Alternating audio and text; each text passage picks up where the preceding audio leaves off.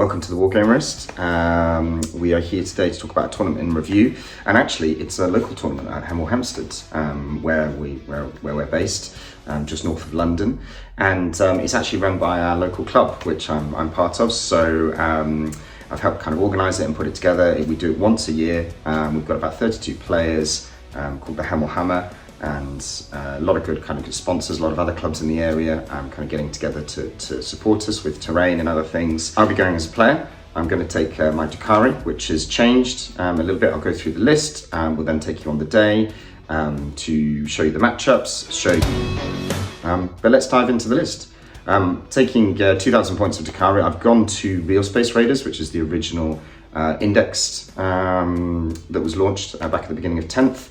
The reason is because I've had a really great time with Splinter. However, there's a bit of a transport tax, and also I don't have enough pain tokens. I ran out of them in like 1 or 2 turns, because those first few turns you're not killing enough early doors to get it back.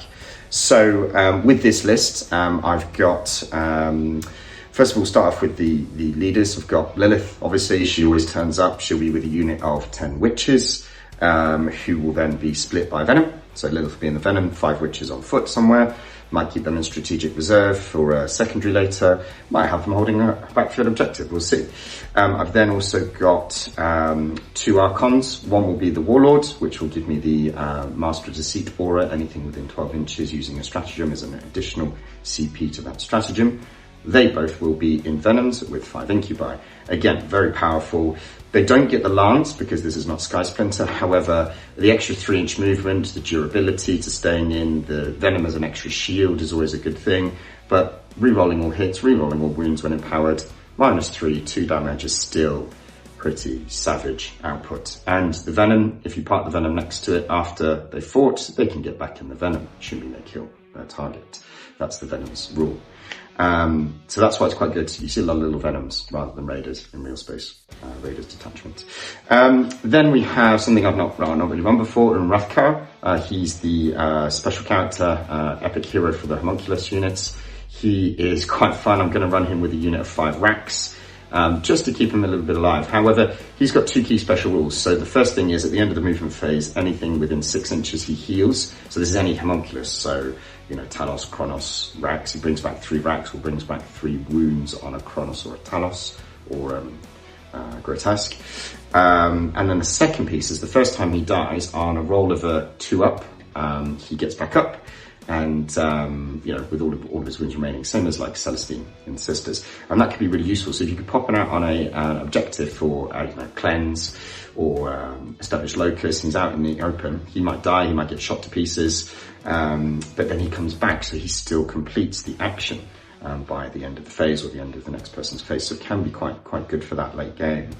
And then I've gone into, I mean, look, it wouldn't be a Drukahri list without some Scourge, I find sometimes. So I've only got 2 units of Scourge, all with the Dark Lances, so I can do anti-infantry, anti-monster, anti-vehicle with that. Again, they'll come up against 4 up-in-run vehicles. It is what it is. And then 2 units of Mandrakes, again, very common in Drukahri. Uppy Downy is very good, but his screening is very good. Great for kind of secondaries, and still quite a steal at 70 points each. The last one in this kind of anti-tank space is the Void Raven Bomber. I've run it a few times, haven't always had great success with it. It's going to be run with the dark sides, so it's a little bit more anti-infantry, anti-elite infantry. It's quite good if you rapid ingress it and then fly it over the back corner to take out some hiding units for enemies, and then you can get to their home objective, this type of thing. But it you know, although it's got stealth, it's not very high toughness, not very high wounds. It tends to die in the turn after you bring it in. So let's see how that one gets on. And then the real meat and potatoes of the list actually is the 6 Talos. Recently I had 5, I've got another one, so they're a complete set now. And the Talos are great, very durable. So they have 7 wounds each, movement 7, toughness 7, which is a really weird number for a lot of wounding. And they have 3-up save and a 6-up invuln and a 5-up feel no pain. So anything you get through, you've still got to chew through potential 5-up feel no pains. They'll all be kitted out with exactly the same. They'll all have the Liquifier gun, which is a torrent weapon. They'll all have the Gauntlet, which is -2/3 damage, so it can take out Terminators. And then they'll all have the twin-linked Drukahri Haywire Blaster. So the other reason they're quite powerful is because if they kill something, they become indefinitely empowered throughout the rest of the game, which means you don't have to spend pain tokens on them, and they can reroll all advances, reroll all hits, reroll all charges, and because some of the weapons are twin-linked, you're rerolling all hits, rerolling all wounds. And in addition, a Warhammer where there's not supposed to be many rerolls, they're great. So that's the list, 2,000 points, let's take it, see how we get on. So just finished round 1 of Hemel Hammer.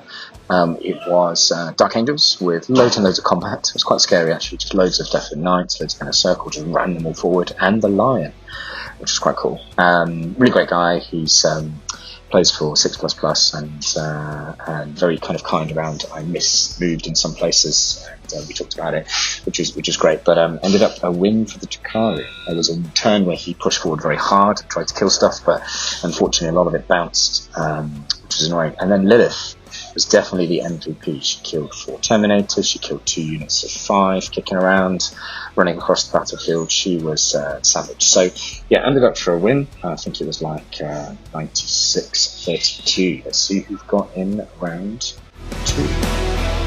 Just come off the back of round 2. Bit of a tough one. It was Aldari, and it was an unusual list actually. It was all loads of jet bites, shining spears, the scouts, and a couple of units of fire dragons and stuff. There were lots of things to try and kill. Wraithguard as well, Wraith Blades as well. So we basically ran out of time between the two of us because I had loads of small units, he had loads of small units. He was pretty good. He's been playing for a long time. Actually, some of the very classic models in there, which was nice to see. But yeah, killed a lot of stuff in the middle. But it was supply drop with search and destroy. And the objective that was the one remaining was on the very far away from me, so it's quite hard to get to. I managed to get to it, but he slowed me down and chewed me, slowed me down with all the chaff that I had to catch, basically. But it was a loss. Ended up being 57-63 to him. Let's see what we've got in the last round. Last round of the Hemel Hammer for 2024. Yeah, I've got Emperor's Children. A good friend of mine. We play actually quite a lot, or it's local, but it is when you go to a local tournament, you're always going to get matched against people you know and you enjoy playing with. He had Lucius and loads of Warp Talons and the Accursed Cultist Archon, and it's always a tough one with Renegade Raiders as their detachment. The mission was Burden of Trust, and we're playing on a Hammer and Anvil sort of deployment. So we've had 50-50 wins and losses between us. We played a lot together, and I got first turn, so I managed to get a Talus and a couple of things out and blow a couple of Rhinos first turn, which is very lucky because then he had to walk for the rest of the game. And then yeah, he had just had enough, and he just chucked loads of things at me. Luckily, Lelith and all the Talus still survived, and yeah, it then became kind of a mock-up exercise for the rest of the battle, and kind of just slightly ran away with points, really. But good game. Always enjoyed playing against him. Learned a lot, as always. But it ended up a win, which was 71-42 to the Dark Kin. But let's summarise. Let's see where we get, and any thoughts, any changes. Welcome back. We had a great day, 3 games, win-loss-win for me. I think I placed 8th overall out of 32 players. A lot of great people from all over the place. And yeah, I think my lessons, I'm not going to change the list particularly before the next RTT. The lessons for me is perhaps a bit remembering some of my rules and some of my strategies. So I forgot, for example, that the Witch strategy is advance and charge, as well as fullback and charge, and that really helped me out at one particular point. Also with the second game, we both had a lot of small units. Maybe we should have used a clock and be more aware of time, so we didn't run out of time and didn't have to kind of rush the last few turns, basically. So just a couple of little learnings there to kind of enhance the game overall, but great, I'm pleased with it, and until next time. But like and subscribe, all the usual stuff. See you soon.